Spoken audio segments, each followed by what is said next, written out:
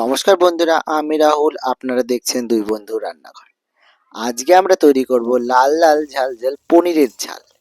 পনিরের ঝাল তৈরি করার জন্য এখানে আমরা নিয়েছি 300 গ্রাম পনির। 300 গ্রাম পনিরকে আমরা বড় বড় টুকরো করে কেটে নিয়েছিলাম। সেই পনিরগুলোকে আমরা খুব সুন্দরভাবে একটু ভেজে নেব লো টু মিডিয়াম আছে।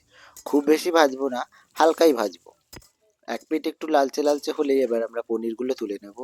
এই পনিরটি ভাজার সময় আমরা গ্যাসের ফ্লেমটি লো টু মিডিয়াম আঁচে রেখেছিলাম।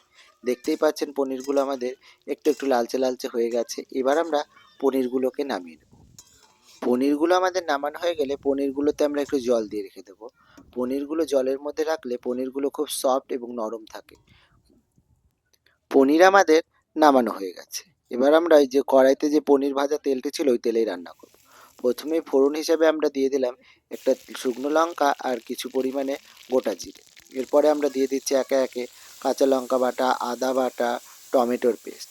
এবার এই মশলাগুলিকে আমরা একটু ভেজে নেব। যতক্ষণ মশলা থেকে গন্ধটা না চলে যাচ্ছে কাঁচা কাঁচা, ততক্ষণ আমরা মশলাটিকে একটু ভেজে নেব। মশলাটি তলা থেকে লেগে না যায় তার জন্য আমরা একটু পরিমাণে জল দিয়ে দিয়েছিলাম। এবার আমরা এই মশলার ভেতরে প্রথমে দিয়ে দিলাম হলুদ গুঁড়ো, তারপরে দিয়ে দিচ্ছি লঙ্কার গুঁড়ো। যেহেতু রান্নাটি একটু ঝাল ঝাল হবে তাই আমরা এখানে কাঁচা লঙ্কা এবং একটু লঙ্কার গুঁড়ো দুটোই ব্যবহার করছি। দেখতেই পাচ্ছেন মশলা থেকে আমাদের আস্তে আস্তে তেল ছেড়ে দিচ্ছে। সেই পজিশনে আমরা দিয়ে দেবো এতে কিছু পরিমাণে জিরের গুঁড়ো। এই 1 চামচ জিরের গুঁড়ো দিয়ে দিয়েছি। এবার সব মশলাগুলোকে ভালোভাবে একটু কষাতে হবে। লো টু মিডিয়াম আঁচে রেখে কষাতে হবে যেন মশলাটি পুড়ে না যায়। এবার এতে আমরা দিয়ে দিলাম নুন। নুনটিকেও আমরা মশলার সঙ্গে খুব সুন্দরভাবে মিশিয়ে নিচ্ছি। দেখতেই পাচ্ছেন মশলাটি আমাদের কত সুন্দর সুন্দর হয়েছে। রান্নাটি কিন্তু আমরা করছি মাঠে বসে।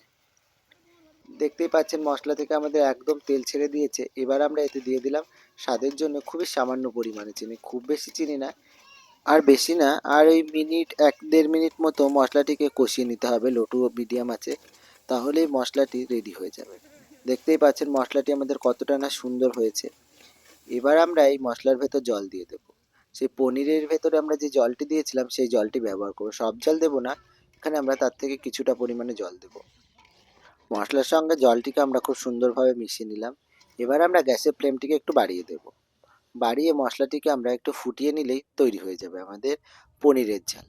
মশলাটি যখন ফুটে উঠেছে তখন আমরা এতে দিয়ে দিলাম কিছু পরিমাণে ধনেপাতা। ধনেপাতাটিকেও আমরা মশলার সঙ্গে ভালোভাবে মিশিয়ে নিলাম। পনিরের ঝোলটি আমাদের ফুটে উঠেছিল, তারপর এতে আমরা দিয়ে দিচ্ছি সেই ভেজে রাখা পনিরগুলি।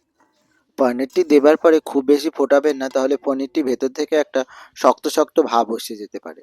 তাই আমরা পনিরটি দেবার পরে ওই 1.5 থেকে 2 মিনিট মতো একটু গ্যাসের ফ্লেমটিকে বাড়িয়ে ফুটিয়ে নেব, তাহলেই আমাদের পনিরের ঝাল তৈরি হয়ে যাবে। এই সময় গ্যাসের ফ্লেমটিকে আমরা একটু বাড়িয়ে দিয়েছিলাম, হাইতেই রেখেছিলাম। হাইতে রেখে আমরা ওই 1 থেকে 1.5 মিনিট মতো ফুটিয়ে নিয়েছি।